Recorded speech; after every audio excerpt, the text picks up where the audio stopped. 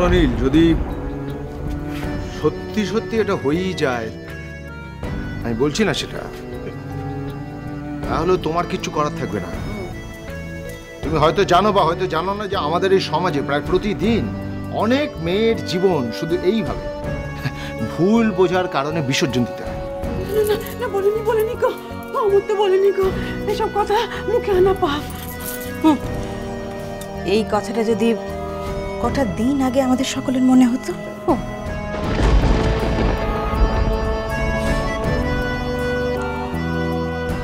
যাক, যত তাড়াতাড়ি সম্ভব ওই মেয়েটার কাছে পৌঁছানোর চেষ্টা কর। আমি বোনেদেরকে ডেকে দিচ্ছি আর ওদের রেডি হতে বলছি।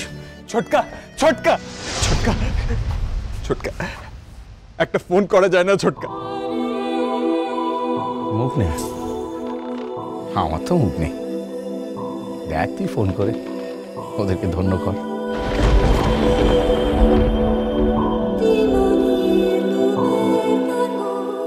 ছোটকা, ও স্যার চলো দেখিনি, চলো। ও যাবে না বলে এত দেরি করছে। হ্যাঁ, আমরা হেঁটে দাঁড়িয়ে অপেক্ষা করবো না, চলো দেখিনি, আমার আর তস্য হচ্ছে না। চলো চলো চলো চলো চলো। নীল, বি স্টেডি। যদি কোনো দুর্যোগ ঘটেও যায় তাহলে সেটা তো আমাদের মোকাবিলা করতে হবে। একটু সময় নষ্ট করা যাবে না। হাফ অ্যান আওয়ারের মধ্যে বেরোবো, তুমি রেডি হয়ে নাও। আপনারা আসুন, রেডি হয়ে নিন, রেডি হয়ে নাও, চলো বাড়ি।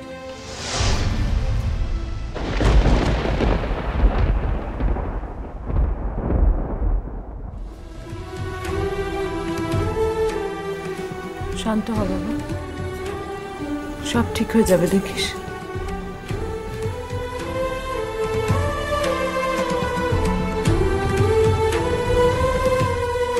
কেন করছিস এরকম? কেন করছিস?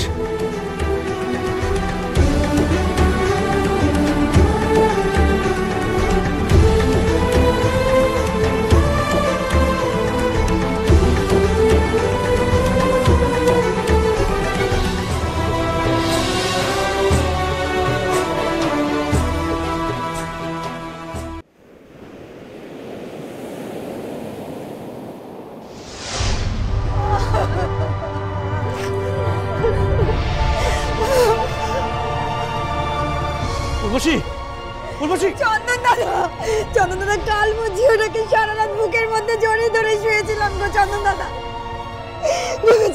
ভেবেছিলাম যখন 4টার সময় সীমানি মুজিওটাকে নিয়ে বাবাই আসবো, ও তাদের হাতে পায়ে ধরে কাজু কেমন ভিক্ষে চেয়ে নেব। কিন্তু সত্য দাদা, কখন যে ভোর রাতে আমার চোখের মধ্যে কাল ঘুম ঘনিয়ে এসেছে। আর সেই বাকি আমার কাজু। আজ এমন একটা দিন বলেই কাল রাতে আমি আর সত্য বিনায়কের ঘরে শুয়েছিলাম। সারাটা রাত আমারও আখিরে নিন্দ আসি।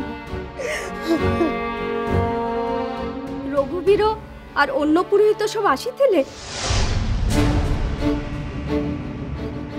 কাজুকে ডাকিবা পাই না, কেউ আসেনি, কেউ ডাকেনি, কেউ দরজা ধাক্কা দেয়নি। মোর কাজও নিজের ইচ্ছারে চলে যাচ্ছে। আমরা তো সবাই মিলে গায়ে সব কটা বাড়ি খুঁজে দেখলাম, কোথাও পেলাম না মেয়েটাকে। কাজু শেষ মুহূর্তে শ্যামাঙ্কু ধরা দেবনি বলে পলায়নি তো? কুয়ারে বলা যে আমার ঝিওটা কুয়া তো তার পলাবার জায়গা কোটি আছে। ধরায় পলায় যার পাখে যাইছিলে সে তো মোর ঝিওটাকে আশ্রয় দেয়নি গো। চন্দন দাদা, আমি সব কি চুপচাপ বসে রইব নাকি ঝিওটিকে খুঁজিব? আমি একটা কথা বুঝতে পারছি না সত্য, আজ সকালবেলা তো রঘুবীর আর তার দলবলের এখানে আসার কথা ছিল, কই তারা তো কেউ এলো না।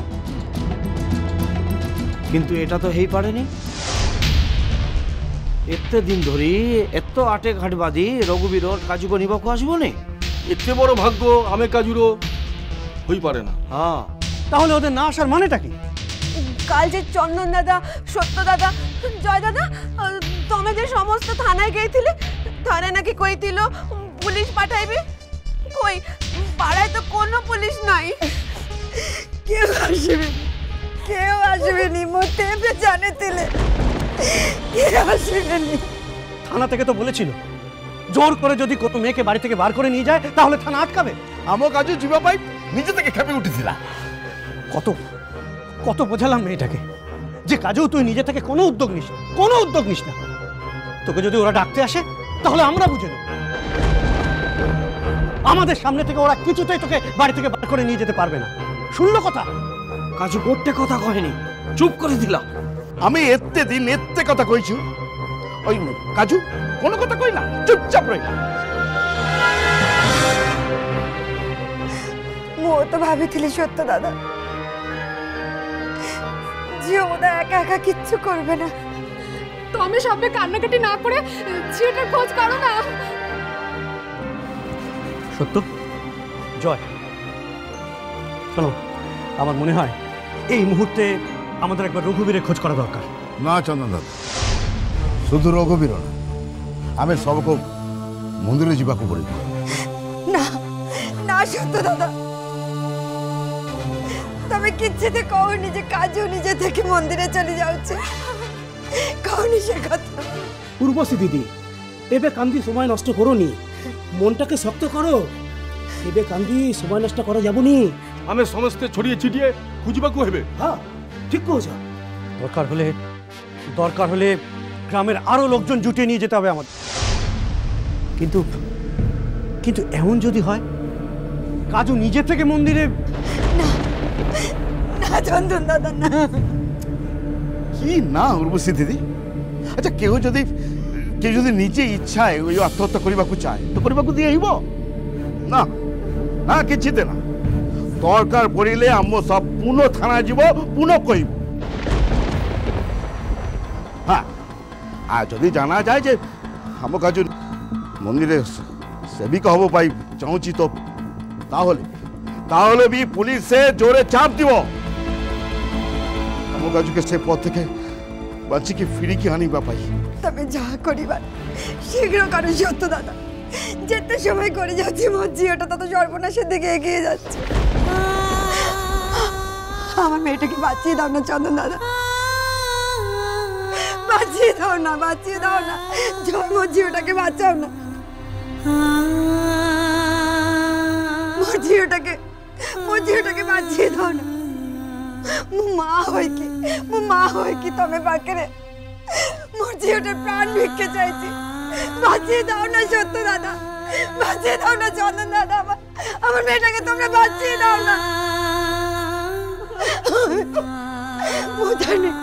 মু জানি মোর ঝিও পাই তবে সমস্তকে বারবার বিপদের দিকে ঠেলে দিচ্ছি, কিন্তু চন্দন দাদা আমার ঝিও ছাড়া আর কিছু উপায় নেই গো।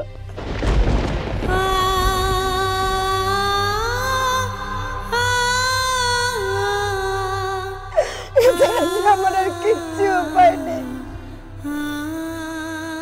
তোমরা ছাড়া যে আমার আর কেউ নেই চন্দন দাদা। এসব কথা আমি কাকে বলবো? আমার মেয়েটাকে বাঁচিয়ে দাও না চন্দন। উর্বশী, থামো তো, থামো। আচ্ছা, এইসব অবান্তর কথা বলতে ভালো লাগছে এখন তোমার? চলো তো সব, আমাদের হাতে আর এক মুহূর্ত সময় নেই। চলো, চলে এসো।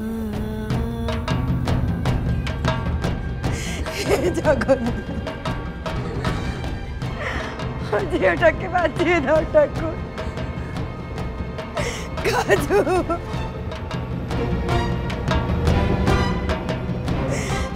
কাজু রে তুই এটা কি করছিস কাজু?